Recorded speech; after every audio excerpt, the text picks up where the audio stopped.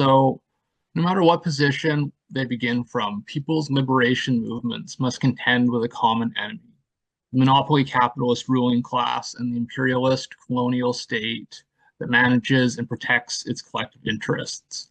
At different moments and in different places, the state's violence and repressive power have appeared especially focused on one or another popular struggle.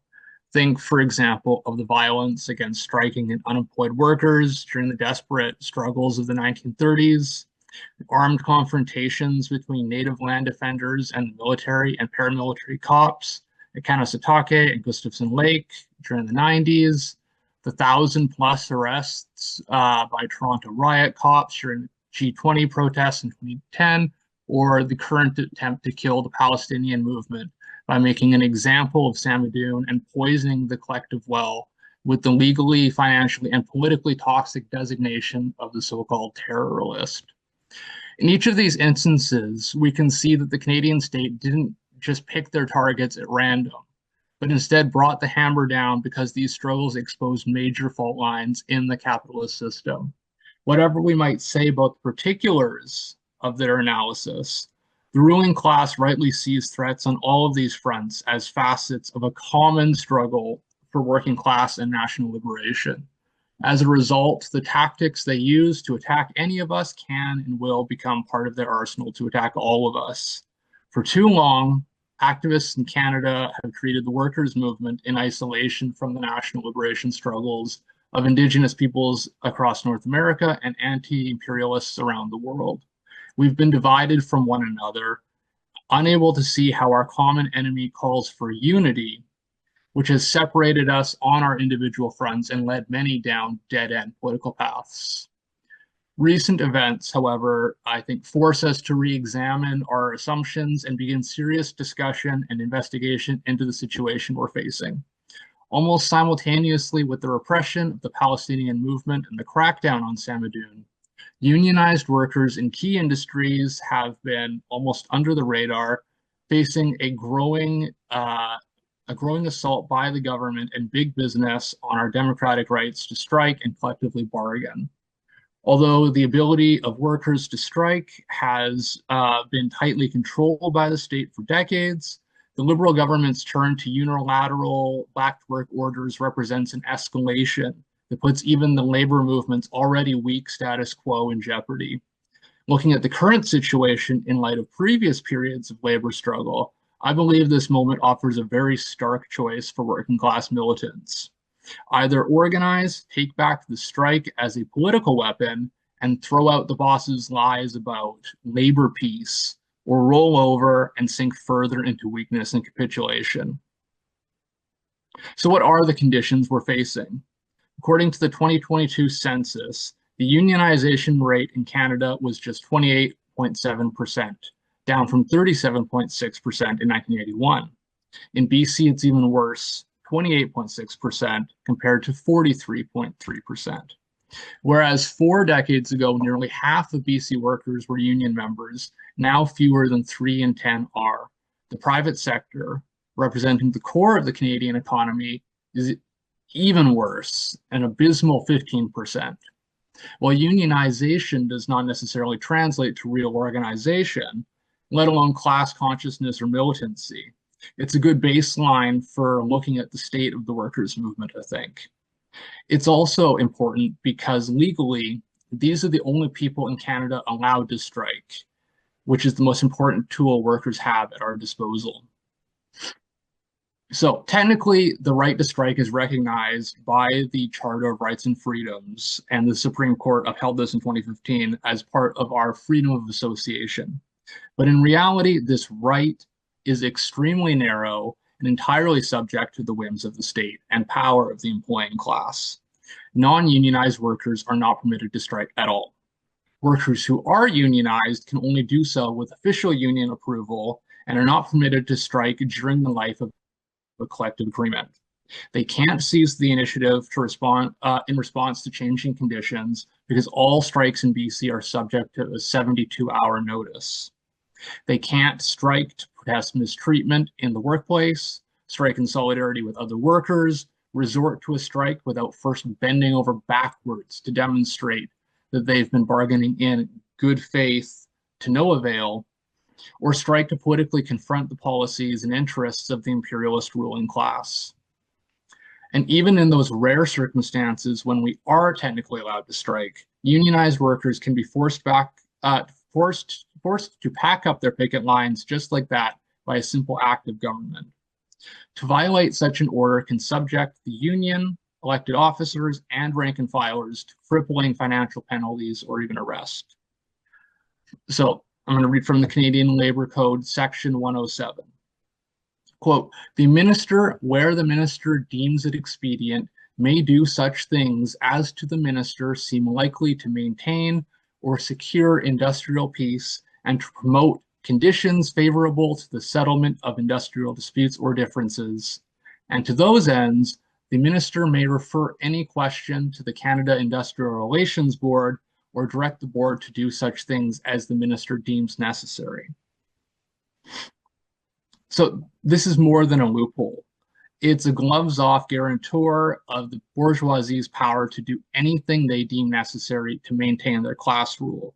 And as Gord was talking about earlier, this is right in the labor code. It's not a special piece of legislation.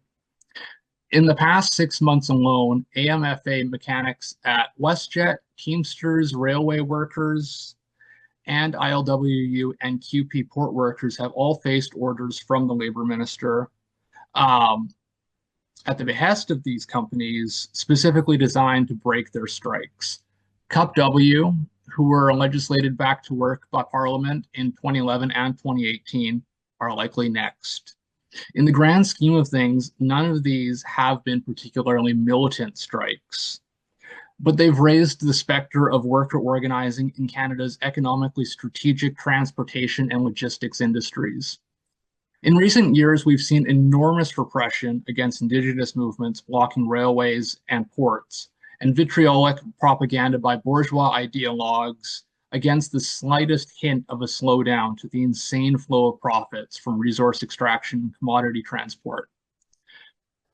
Given this, it's not difficult to imagine what repressive steps this kind of open-ended language could authorize in a more serious atmosphere of class conflict. Although we could go back to the fiercest labor battles of the early 20th century, during which organized workers were routinely faced with imprisonment and deportations, open beatings by police and company thugs, and even large-scale armed confrontations. And I think it's important that we don't forget these experiences or foolishly pretend that this level of violent repression might never come again. It might be more useful to briefly look back to the 1970s, the last period of serious, protracted class struggles in this country, for insight into what state repression might look like for us if militancy again takes hold in the workers' movement, which I believe many of us desperately want to see happen. So the 70s were marked by an economic crisis after decades of growth for the capitalist economies of Canada and the United States in the form of shrinking profit rates and growing competition from Western Europe and Japan.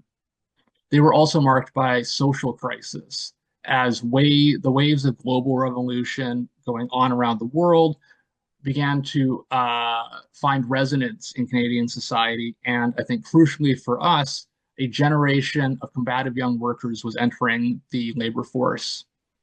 Compare 1960, in which less than 50,000 Canadians took part in work stoppages, accounting for 739,000 person days lost, with 1975, 15 years later, when more than 500,000 workers went out for nearly 11 million days. The conditions that opened the floodgates for these kind of worker struggles at the same time, however, prompted a new wave of political and economic repression. The experience of the Common Front public sector union strikes in Quebec over the course of the 70s is a case in point. The Common Front of the CSN, FTQ, and CEQ united over 200,000 public sector workers collectively bargaining with Quebec's reactionary liberal government. In 1972, the Common Front struck under the slogan, "We, the Ordinary People." They demanded a minimum wage of $100 a week for public sector employees. The government responded to the strike with injunctions and back-to-work legislation. And to this legislation, union leaders were actually willing to accept it and recommend that their workers do go back, as long as the government would in turn agree to return to the bargaining table. But despite this conciliatory gesture, the state jumped at the opportunity to crush the movement and sentenced leaders from all three union confederations to prison sentences. The state's counterattack backfired, however, and instead of ending the strike, private sector unions across the province also went out. Workers fought in the street with cops, and factories and even entire towns were occupied by militant workers. The Common Front strike of '72 became the Quebec General Strike, which is still probably the most militant large-scale labor fight of the modern era in Canada. The general strike was eventually pushed back, and the experience left a deep impression on the ruling class. Over the course of the 1970s, the government would hack away at the capacity of the Common Front to engage in such militant action again, using both direct confrontation and legal maneuvers in order to repress the movement. This tactic of squeezing the unions culminated in 1982-1983, when the Social Democratic Party Québécois government tore up the existing contracts and demanded massive wage cuts across the public sector. This time, the repression focused more heavily on workers' livelihoods. They set daily fines for illegal picketers at $100 for workers, $5,000 for leaders, and $50,000 for unions. And in today's money, that would be $275, $13,500, and $135,000 for unions. And in addition to this, also gave themselves the power to fine, suspend, and fire striking workers at will. Today, the threat of economic ruin is the most pressing concern for most unions and workers looking to fight this rigged system. But all of the above are tactics that we still see. Draconian anti-worker laws, organized propaganda in the mainstream media, and if you've been following the Cup W strike, you can see the most absurd kind of news stories every single day about it. Police and company surveillance, targeted discipline and firings of worker organizers, clearing of picket lines and other actions, and even politically motivated arrests and trials to make public examples of militant labor leaders. So, in practice, the right to strike is no right at all. It's a calculated compromise. It's a legal measure by the ruling class to clamp down on real militant class struggle that actually criminalizes the strike in the vast majority of cases while pretending that it's doing the opposite. It puts class struggle in a box in order to contain it, to suffocate it. And every time we get too close to the edges and threaten to push beyond the limits of what the capitalist state is willing to accept, they clamp down, attack our organizations and leaders, and try to make the box even smaller. But this should not lead us to the conclusion that the struggle is hopeless or that we can avoid confrontation with the ruling class if we just toe the line. Because as we've seen, towing the line just means telegraphing our weakness and inviting further exploitation. So where do we go from here? In a way, the bosses have already shown us, I think. It's the political strike. Political strikes use the most important weapon of the working class, our direct control over production and distribution in the economy, to push beyond the limits of what the law says worker struggles can be. They raise issues that speak to the interests and needs of the whole class, of oppressed nations, both in Canada and abroad, instead of being confined to the narrow workplace or economic concerns of a small number of workers. And by pushing against the constraints of the box they want to put us in, political strikes can also transform the fight against the boss into a fight against the state that backs up the boss's power. The situation we're facing right now, which is obvious collusion between monopoly capitalist corporations that force their workers into a corner and then call on the government to do their dirty work, ordering them back to work. This forces us to confront this reality. The ruling class is engaged in a political attack on the right to strike. So the next step we have to consider is whether we are ready to strike in order to defend and expand our right to strike, our ability to organize and fight. The East Van Workers Assembly is currently building up capacity and talking with allies about how to organize and mobilize solidarity picket lines of non-postal workers to shut down Canada Post facilities should the Liberals once again bring down the back to work hammer. Even more importantly, many Cup W locals are now having similar conversations, except for them, it would be to defy this bullshit legal demand and continue the strike until victory. This in itself would be a political strike, and it will certainly come with repression and, depending on our level of unity and strength, possibly real consequences. But when the enemy raises the level of the conflict between us, they are unwittingly turning the strike into a living school of class struggle. At the end of the day, this is how we will develop, how we will grow our organizations and strategic capacities, how we will build our own united or common front of struggle, and how we can learn to best weather the storms of repression.